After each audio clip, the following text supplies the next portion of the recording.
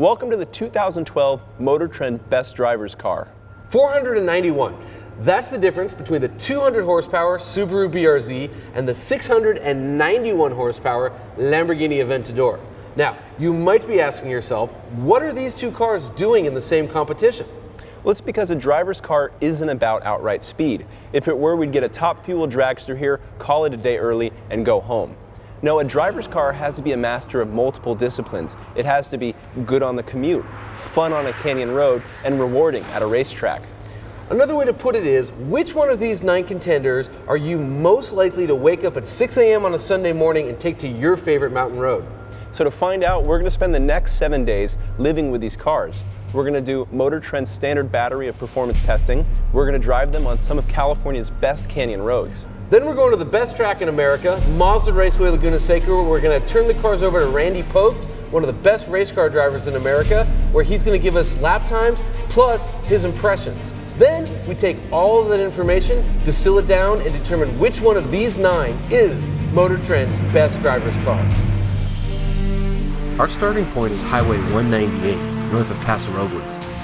With the help of the California Highway Patrol, we shut down a particularly twisty section of the undulating two-laner, providing us the perfect place to familiarize ourselves with the 9 contenders.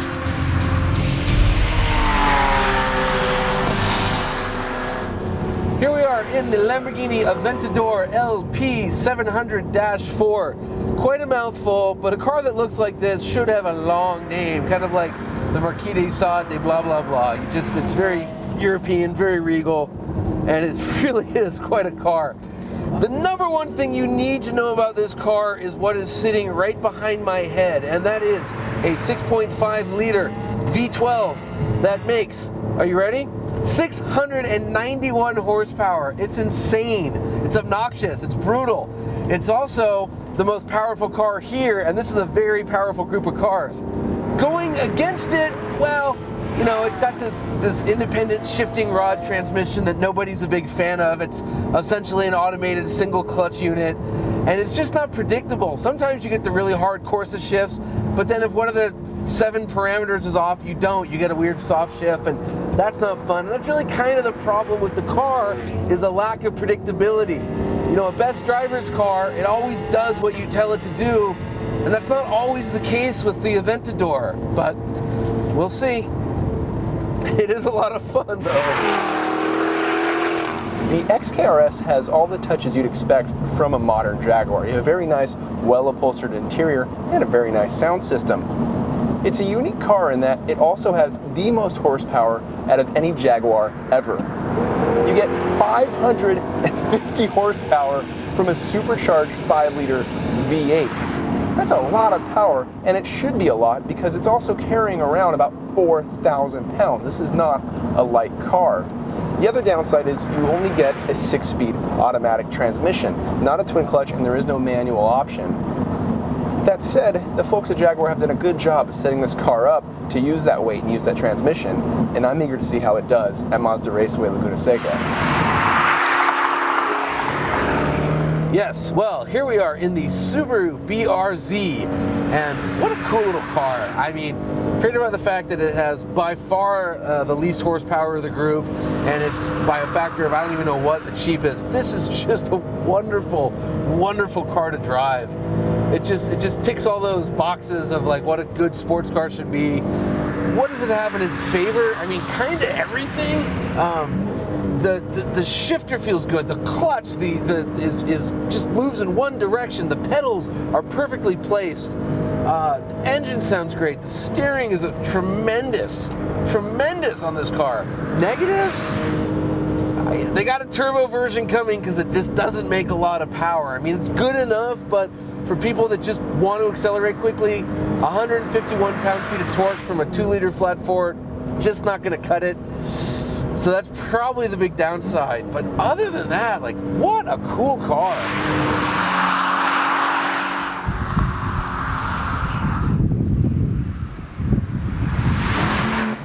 The C63 AMG Black Series continues a long-standing and wonderful tradition of completely bonkers sports cars from Germany. You take one C-Class coupe, add to it a 6.2-liter V8, with parts in it from the SLS AMG so that it makes 510 horsepower. Send that engine's power through a 7-speed fast-shifting transmission, give it bodywork inspired by DTM race cars, suspension and tires that are also basically race-specific, and you have just this wonderful formula for fun on a mountain road or a racetrack.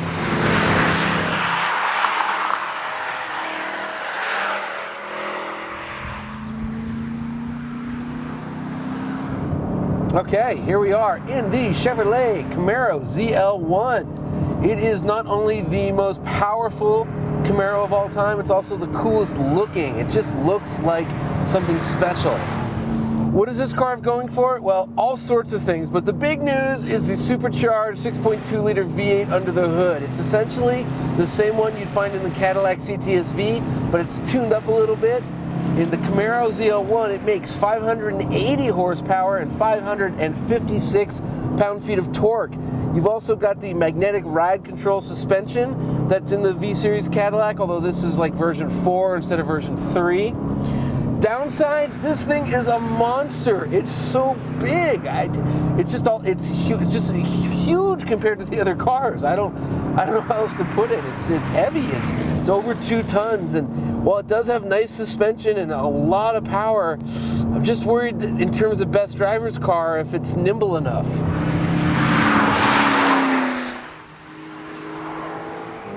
The Porsche 911 would seem right at home for a best driver's car competition. This is, after all, the car built for driving enthusiasm.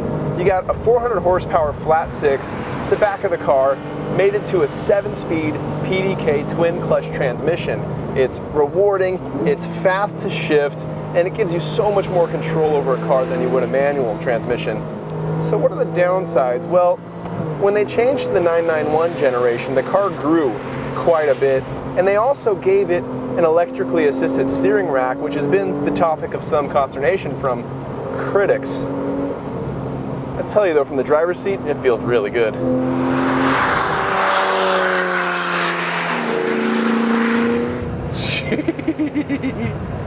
Okay, we are in the 2013 Shelby GT500. It's a fast car. I mean, we know the power, it's stupid, we know all that stuff, but it is just humongous. I mean, I know it's lighter than the Camaro, but I feel like I'm driving a waterbed right now on this road. I mean, it's controllable and all, but just lots of body motion, lots of float. Whoa, it is fun though. Big news, obviously, engine, supercharged 5.8 liter V8 makes an absolutely stupid 661 horsepower, 630-ish pound-feet of torque. Downsides of this car, well, it is based on a $20,000 rental car that you can go down to Hertz and pick up. And then it has that live axle suspension, which is okay, but is it enough to be best driver's car? We shall see. God, it's a handful.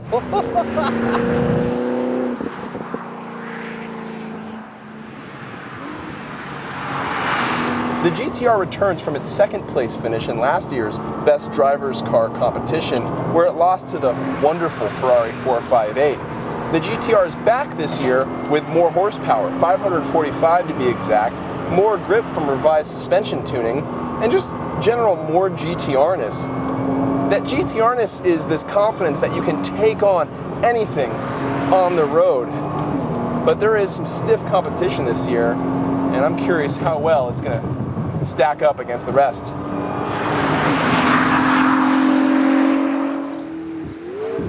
Hello, and here we are in the McLaren MP412C, I think that's what they call it, and as you can hear, it's loud.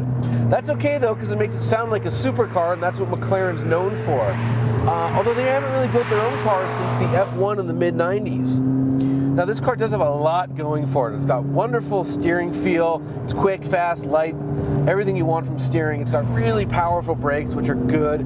Then it has that twin turbocharged small displacement V8, which is good for 592 horsepower and 443 pound-feet of torque. Not a lot in this company, but remember, it's only moving 3,200 pounds of car around, so it makes it very quick. As far as what we don't like, well, it's got these this pre-selector thing on the paddles, which supposedly lets you pre-choose the gear you want. It doesn't really work in practice, and it makes it shift slower than you'd like. And then when you get on the brakes, you get this humongous air brake popping up, totally blocking your rear vision. If you were actually racing somebody, it would be a little spooky. Other than that, though, it's a pretty good car, and in fact, it might be the best driver's car. So I knew some of these cars would be really good. Like I knew the McLaren would be a supercar. I knew the Porsche would be just like a Porsche, but some of them really surprised me, like that guy, this AMG. I mean, who knew? And what I find so impressive is that it's basically a parts bin car. Yeah. And they went through the AMG lineup and just, pulled the rear end from here, pulled brakes from there, pulled a wing off a DTM racer. That engine is a detuned SLS engine. Yeah, oh, and the brakes. I mean, you've heard the expression, a car is only as good as its brakes. Well, this is the best car in the world based on that metric. Right, I mean, yeah, absolutely incredible. The other one that really impressed me was this little Subaru. Yes. I mean, that is the most refreshing, honest, rear-wheel drive sports car you can buy right now. The fun I had in that car, you just can't measure it. Yeah. It's irresistible. So if if aliens came down and they'd never driven a car, they didn't know anything about brands or anything, and you had them drive all the cars, and afterwards you said, hey, one of these cars made about 300 horsepower less than everything else here, I don't think they'd pick this car. Not based on the cornering speeds, no. No, you can go 90 miles an hour through a corner. Like, who needs power? It's amazing. But as good as these cars are, there are some obviously that are a bit of a disappointment. I'm not sure about disappointment, but it was more interesting to see the stark contrast between the muscle cars, the Z01 and the GT500, against the sports cars. Muscle cars you have to drive with a bit of faith. They're heavy, but they're really powerful. That GT500 is the horsepower bargain of the century. Of any century.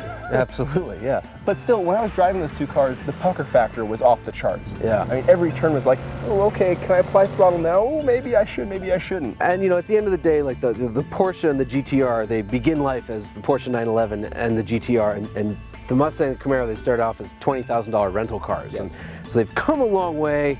Maybe they're not quite as pure as some of these others, but for me, the real disappointment was on the other end of the spectrum. The Aventador was a disappointment. Well, a couple caveats. I mean, yes, it looks awesome, looks like a Countach. The V12 engine is the sweetest thing in the world. The sound it makes. Super fast, symphonic. it's great. Transmission, if it's not a joke, then it's an afterthought.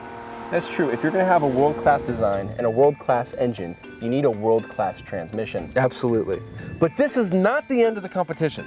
Fortunately, tomorrow we're off to Mazda Raceway Laguna Seca. And we're going to hand all 9 contenders over to our good friend and the nicest guy in racing, Randy Pobst, who's going to gather some lap times and some baseline data.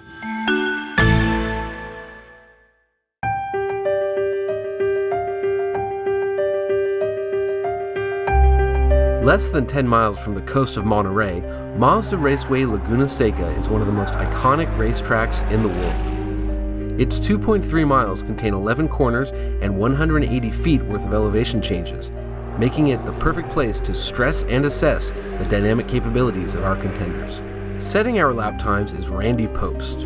A 4-time veteran of Best Driver's Car, Pobst currently races in the SCCA World Challenge GT and Grand Am Rolex Series. Burnishing his creds, a month before we started filming, Randy won a World Challenge race at Mazda Raceway in his K-Pax Volvo.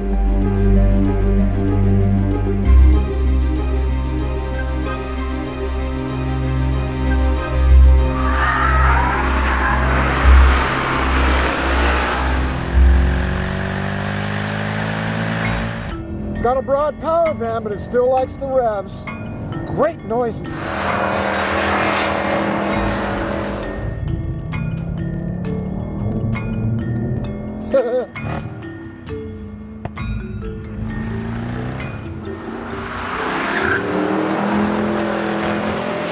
Over the hill, yeah, buddy. Amazingly good response, really well damped. Good first impression.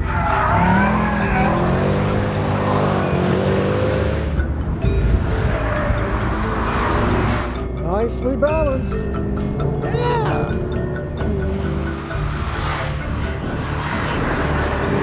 It's so easy to put this car right on the limit.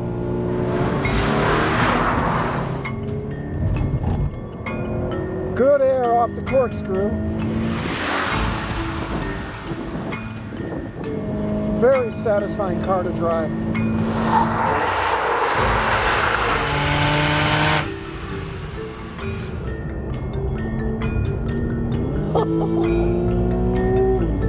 Oh my gosh.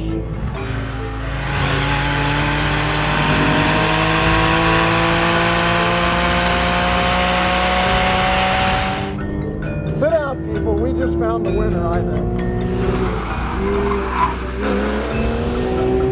It's absolutely ideal.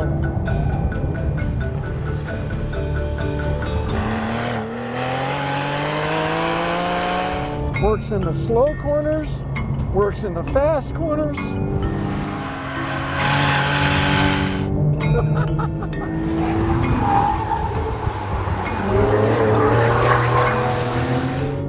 Little thumbs up to the crowd.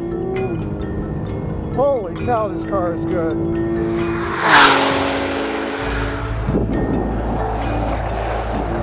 Four-wheel drive traction, puts it down.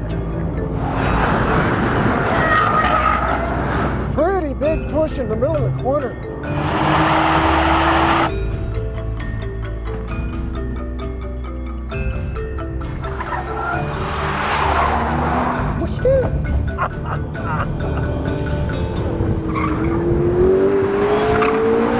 Good speed, but I just don't feel like I'm the one driving this car.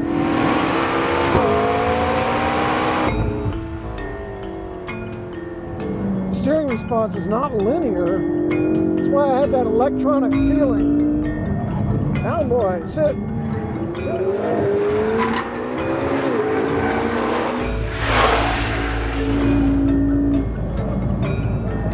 Wow, definitely better braking and speed. Tell you what, this is a whole nother generation of car.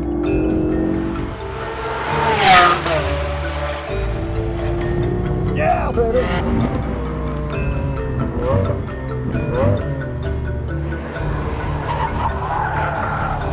Ladies singing gently, Lamborghini drives like a raging bull. Makes me more of a man, frankly. God knows I need that.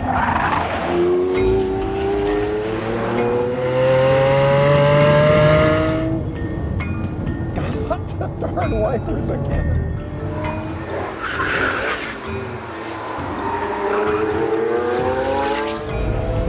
Got to treat the Aventador with a little respect, like the Matador does with the bull.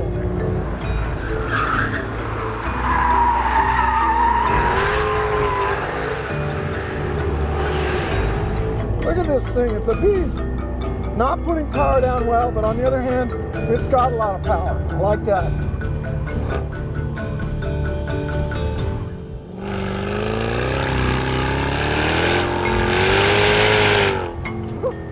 Haven't driven anything with that kind of wheel spin out of the corkscrew today.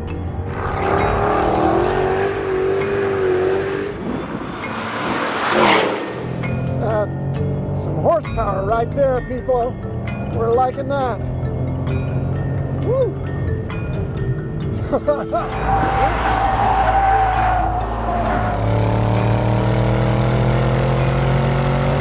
Less understeer in the middle of the corner than the Camaro. Woo, less confidence on the brakes. The Mustang will get in kind of a weird slide mode. It's disconcerting.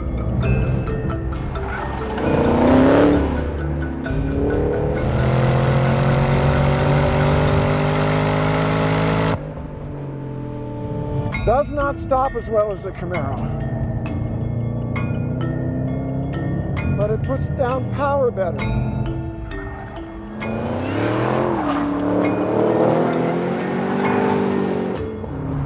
That was for the camera.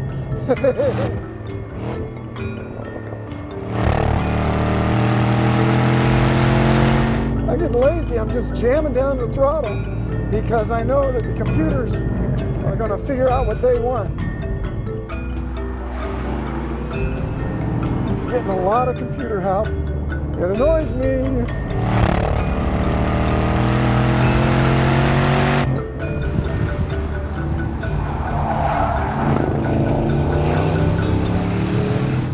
very happy on a racetrack, I'll tell you though. Good track car. Generates a lot of confidence. Strong brakes. Let's go to second.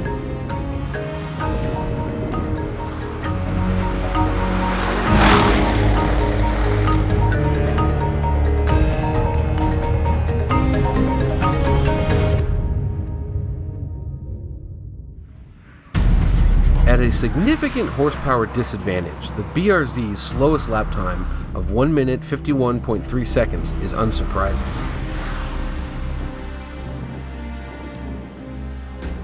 The Jaguar XKR-S put down a best lap time of 142.9, hampered by a lack of rear grip.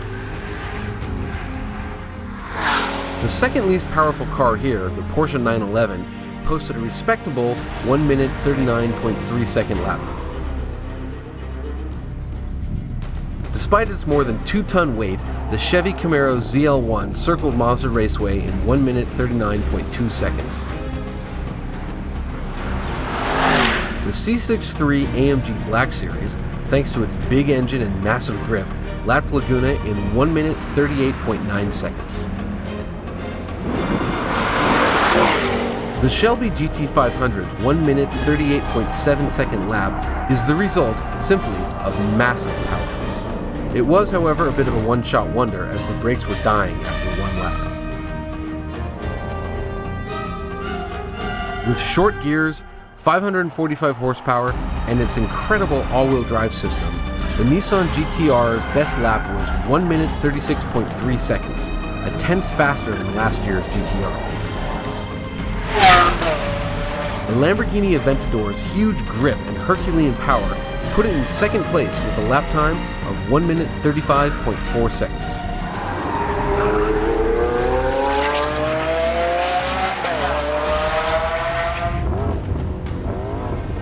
The combination of aerodynamics, low weight, and advanced suspension made the 592 horsepower McLaren MP4 12C this year's fastest lapper with a time of 1 minute 34.5 seconds.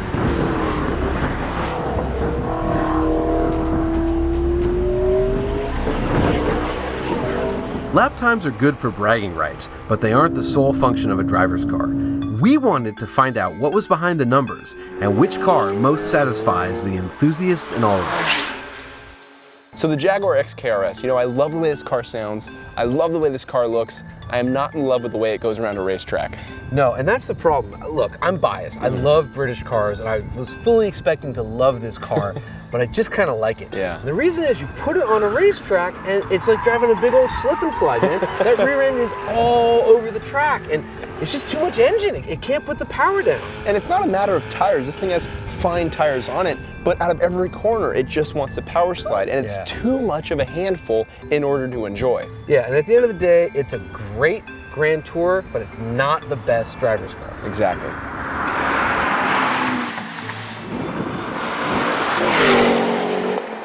So the Shelby GT500 has 662 horsepower, a top speed of over 200 miles an hour, and it costs around $60,000. Performance bargain of the decade. If not the century. But there's two problems with it. Yes. One is a bunch of us felt that the car does not inspire confidence. In fact, it's the only car that you have to steer down the quarter mile. Yes. It's just doing this.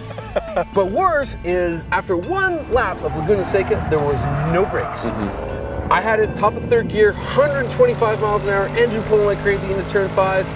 Nothing. And I overshot that corner, and it was the only corner of the whole week that I overshot because of the car, not because of me. If you're going to give a car 662 horsepower, we're happy. Go for it. It's awesome. Yeah. But make it inspire confidence. Yeah. And give it some brakes. It needs to stop. Yes.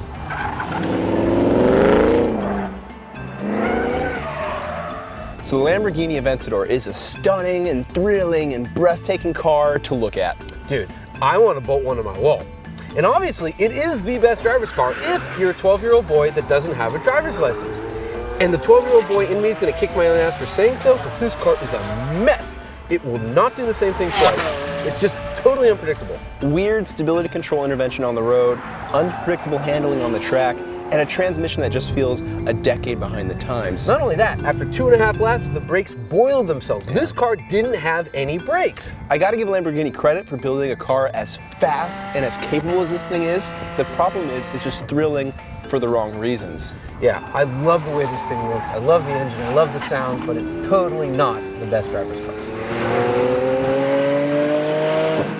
Carlos, the Subaru BRZ. I love this car. I Yeah. like it so much because it's so inexpensive, about 28 grand, and it's so much fun. I want to buy one and take it to every track I can find because it's just such a blast to drive. But there's a couple problems with this car on a racetrack. One is, it doesn't have any guts. It's slow. On Laguna Seca, you're going from like 5 to 6. It's like a roller coaster. You're just waiting to get to the top so you can get to the good part. And number 2 is, after about 3 laps, the brakes were totally shot. Rotors were scored, pads were gone. And if you're gonna be the best driver's car, we can't have kids buying them because they're 25 grand, they take it to a track day, and 10 laps in, they're out $1,000 for new rotors. So, love the car. Yeah, Fantastic car. It's just a brake pad set and a supercharger away from glory. Yeah, it's just not the best driver's car. Despite the stupid name, it is an amazing vehicle. But it's a little bit like paying for sex, right? It makes you feel great, but you didn't really earn it. Yeah, the performance that this car delivers kind of makes you feel undeserving. I mean, I was in this thing on a Mazda Raceway, and it felt fantastic. You know, how fast it is, how agile it is. But then when you get out, you start thinking about it, and you realize it wasn't you. It was the car making you faster. You're part of an equation in this thing. That's right. Like, I'm driving on Laguna Seca, and oh, I'm so fast. Oh, I turn in so sharp. Oh, I can brake like a champion race car driver. But it's not me. It's this thing. It's just this thing. And you're right. You are part of the equation, but you're on the wrong side of the equal sign. Yeah, the 12C is 80% car and like 20% driver. And therefore, it's just not the best driver's car. The Camaro ZL1. Tons of power. Looks like a grown-up Hot Wheels car. Awesome suspension, but there's a but. Yes, and it's the weight. This thing is 4,100 pounds, and I gotta wonder how they were able to make this car so heavy. Yeah, how could it be heavier than the Mustang? I don't know. And oddly, it's a heavier car than the Mustang that makes less power, but it's a little bit more difficult to hook up out of a corner. I can't make sense of that. Yeah, it's weird. Randy kept talking about how he couldn't go around the track in second gear. He just wouldn't grip around a corner.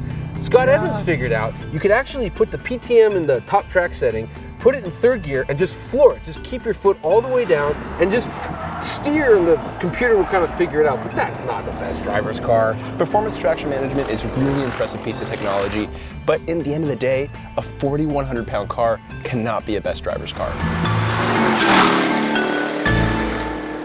We started with 9 contenders, and now we're down to these 3. Trouble is, I still don't know which one I like the best. I hear you, I hear you. I'm the same way. The Porsche just has this wonderful fluid way of going down a road. The C63 is like this monstrous DTM race car built for the street. And the GTR, nothing goes around a corner quite like the GTR does. I can say the same thing you just did, even simpler.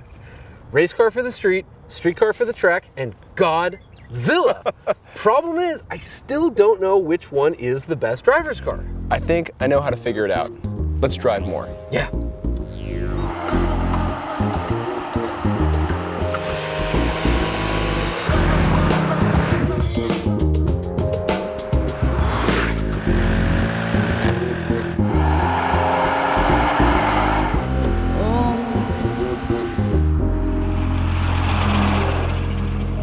Look, last year, the GTR finished second place behind the Ferrari 458 Italia. It's that good.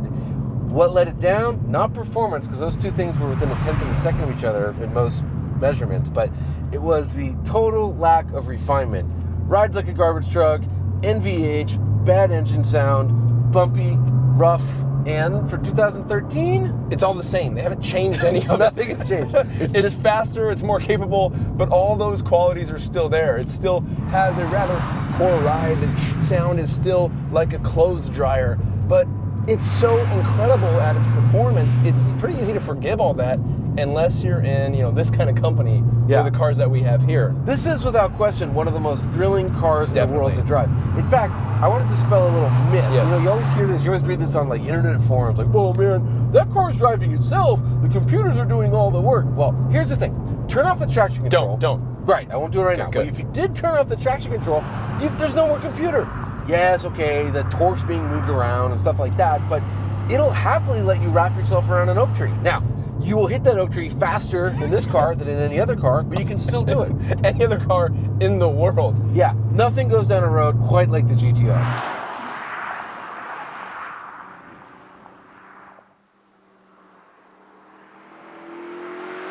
All right, John, so the AMG C63 Black Series. You know, I think you said it best earlier when you said this was a race car that you could drive on the street.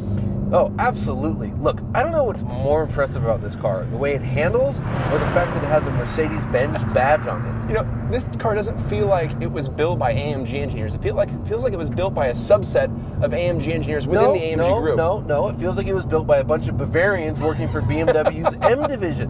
AMGs don't handle like that. Here's how good it is. You know the SLS Gullwing? Yes. Okay, that car costs $100,000 more. It makes 50-some more horsepower. Blah, blah, blah. It's 200 pounds lighter. And it's 1/10 of a second faster around Laguna Seca than this car. 1/10. You know why that is? I have no idea. Because this is so much better. No, this car is so much. I am going to go out on a limb and say this is the best driving Mercedes-Benz of all time. What continues to blow me away is after you've left the track where the car's brilliant, on the drive home, so long as you ignore the rearview mirror and spoiler in it or the side view mirrors, Or the little kids like kind of pointing at the flicks on the front. That's or the wide fenders, yeah. this just feels like a slightly worse riding C-Class. But then, man, you crack that wheel, you get on the throttle, and race car. Yes. Race car. And it's bizarre. It shouldn't feel right. I mean, you look at this car as it goes down a road, it looks like somebody got lost in the Targa Newfoundland. It looks like you're watching a video on YouTube of a race car on the street. Look, I mean, the Black Series is without question the big surprise of this year's Best Drivers Car. Yes. And I'd even go out on a limb and say the Best Drivers Car this year is definitely from Stuttgart. But it's not this one. It's close, because this is really good. 911 Carrera S. When you look at the embodiment of what a driver's car is, something that's decent on the commute, fun on the back roads, excellent on the track, it's hard to come away with a car that's not this. Look, so it gets to the question of what makes a best driver's car. And my quick and dirty definition is this a car that at 6 a.m. on a Sunday morning, I'm going to get up early and drive to my favorite road? Is it worth it? Totally worth doing that in this car. I wouldn't be able to get up at 6 to drive this car on a curvy road because I'd still already be out from the night before driving this thing on a curvy road. This car just makes you want to take the long way home, even after a day at the track. It really is a tremendous achievement, I think. I mean, and here's the nutty part, right? This is the Carrera S. This is the first one out the gate. That means the second you buy this, here comes the 4S, here comes the Turbo, here comes the GT3, here comes the GT3 RS, the GTS, the GT2. That's really the dilemma when it comes to buying a 911, because you know there's always a better, faster one coming. But driving this, But is there? you got to wonder, how are they going to improve? You know they will. There's engineers scratching, racking their brains at night trying to figure out a way. But how? I mean, think about it. Like steering, no complaints. Handling, no complaints. Brakes, no complaints. Perfect transmission, perfect engine. Like, it just does everything right. Like, how do you go better? I think it's fair to say we both love this car. We spent 7 days on the road with these cars and we learned two things. One, all of these cars are fantastic. If we woke up tomorrow and owned any one of them, we'd be thrilled. But two, there's one car that is better than all the rest. There's one car that's better to drive in the canyons, it's better to drive on the freeway, and it's better to drive on the racetrack. That's right, and the 2012 MotorTrend Best Drivers Car is the Porsche 911 Carrera S.